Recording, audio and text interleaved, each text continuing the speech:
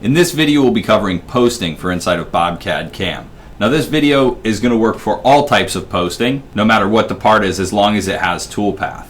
So the first thing you want to do is to go up to your milling job, right click and go to current settings. Now inside the current settings folder is just a few settings that you can set up when you're actually posting your job. So we're going to go to the posting tab here. The post processor that we have selected is going to be the post processor that when we post our code, it's made for that machine. The NC file path, when we click post inside the CAM tree here, this is going to be the location that that file goes to unless you click save as and change to another location. You also have your NC file extension, so whether it be .nc, .txt, whatever it may be for your machine, you can go and enter it here.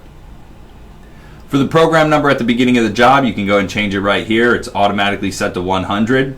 And then your sequence numbers, if you are outputting them, you could have them increment from 1 and then go 1, 2, 3, 4. Or you could say let's start at 10 and go 10, 20, 30, 40.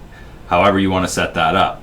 Down here we have our sub-programs, so you just check output sub-programs, and now your post is going to be outputting sub-programs. So all these changes, you want to make sure it matches your machine, matches your file location, and matches your file extension. And then you hit OK. Now there's two options for posting. You can right click on milling job and go to post, and it's going to generate our code and put it down in the layer UCS post manager. Or you can right click and say post and save as. From here we could go choose where we want to save it and then save it there. We can also right click and just say post. It's going to create the code, and then you right click and say save as, and it's going to pop up that same dialog for you to go save it wherever you want. So that's going to work for you if you're taking it out to your machine using a flash drive or a floppy. However it's getting out to the machine, if it can be saved and just brought out to the machine, then you can use those options. The other option that's in this right click menu is Edit CNC. So we'll go ahead and click Edit CNC. And what this does is it launches Predator Editor. So right now you'll see it's all black and white. If you have the upgraded editor, you can go up to Format and Colors and say Use Syntax Highlighting, Apply, and OK. And what that does is it goes in and creates all our N numbers are going to be one color, our G codes are another, all our Z moves are another, and you can set up custom colors for everything. The other big thing that Predator allows you to do, because you can't do it inside of Bobcad, is edit your G code. So if I minimize this screen and look in here, I can't actually edit any of this code. If I hit delete on my keyboard, it doesn't get rid of anything. I have to use Predator to actually come in and go in, change whatever settings I need. Say I'm not using a G54, I want to change that to G55.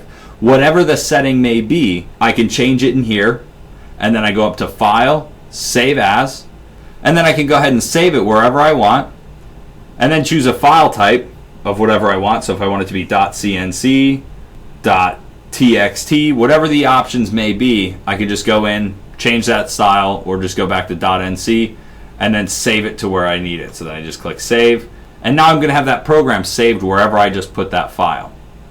Also, if you have the Pro, you have a built-in backplot inside of Predator. So if you go up here and you click this button, it's going to load up a simulation. The big difference between this simulation and the simulation built inside of Bobcad is this one's going to actually run the G code. So when we hit play, we're actually going to see the G code running as if it's running on the machine. So it's a really nice feature to be able to use.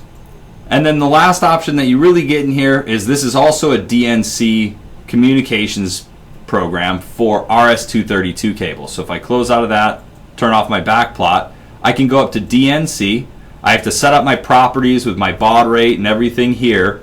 But after I set all that up, I can go up to DNC and then say send to CNC, receive from CNC, or just open up a terminal and tell it to send or receive. So I can say send, and it's just going to start sending that file to the machine. And that concludes the video on posting inside of Bobcad CAM.